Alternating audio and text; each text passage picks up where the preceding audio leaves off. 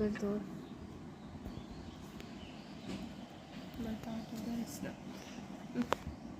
আসসালামু আলাইকুম। Hello guys, আজকে আমি দেখাবো একটা চুলের সুন্দর রেমেডি।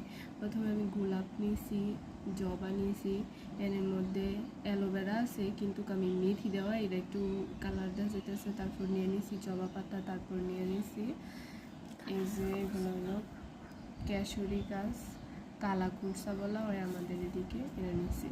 তারপর এর মধ্যে আমি একটা বাটির মধ্যে মেথির গুঁড়া 1 চামচ মেশাইয়া নিয়ে নিচ্ছি। এর মধ্যে 1 চামচ মেথির গুঁড়া এই যে আমি ভিজায় রাখছি। আর কালকে রাত্রে আপনারা রাত্রে ভিজাই দেবেন, নাহলে 10 মিনিট আগে ভিজাই দিলেই হবো।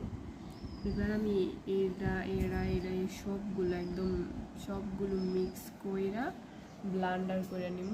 তখন একটা সুন্দর এটা ব্লেন্ড করে নিব। আর আমি এর মধ্যে সব কিছু মিশাই একটা সুন্দর ব্লেন্ডের বন্ধ করে। এবার আমি সবগুলো এই যে এগুলো দিয়ে নেব এক এক করে।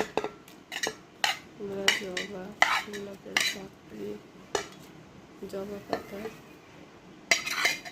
কেশরি পাতা, একদম সবগুলো সুন্দর মতো দিয়ে নেব। তারপর ওর মধ্যে যে মেথিটা করে রাখছিলাম এইটার পানিটা দিয়ে নিব। আর আমার এতগুলো লাগবো না, কারণ আমি একটু বেশি করে নিচ্ছি।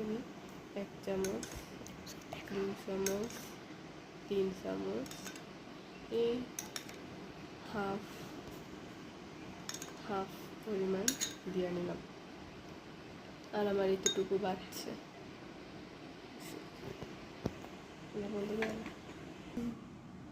এই যে আমি এটারে মিক্স করে নিয়ে আইছি।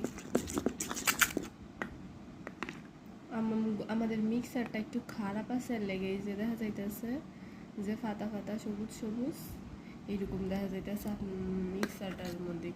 মিক্সারটা একটু দুর্বল আর কি, মিক্সিটা, এর লেগে সমস্যা নেই। আপনারা একটু মিক্স করে নেবেন। আর পানি একদমই পানি দিবেন না, কারণ এগুলোর মধ্যে এমনিতেই অনেক পানি থাকে, তাই আর পানি দেওয়া যাবে না।